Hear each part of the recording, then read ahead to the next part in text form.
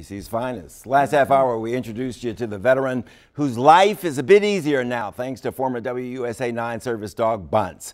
Army veteran Dan Berschinski visited WUSA 9 today. Everybody's so excited. You gotta see how Bunce responded when he ran into his former trainer, his dog mom, our own Andrea McCar. Deborah Alfarone shows us.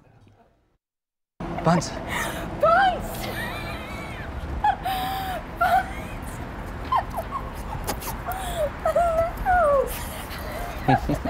We could show you this face-licking, tail-wagging, dog-hugging reunion all day, but we wouldn't have time to tell you about who Bunce calls family now. Dan Berschinski lost his legs to an IED while serving in Afghanistan.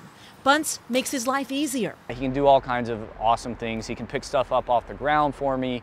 There's been a few instances where I've tripped, just kind of randomly, and he happens to be right there, and I can put a hand on his back all of a sudden and just kind of brace myself and bounce back off of him. Before Bunce came to Dan, WUSA 9 reporter Andrea McCar raised and trained him to be a service dog.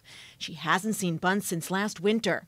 You're witnessing Andrea meeting Dan in person for the first time. Hey. The two trade stories about their fuzzy connection only they know so well. Was he really vocal with you? He makes all kinds of noises. We love it. He absolutely. He lays down and he'll just let out a big old sigh. Oh, it's hysterical. Yeah. You may know Andrea is now raising a new pup named Nigel. He'll help another veteran one day. Do you want to meet Nigel?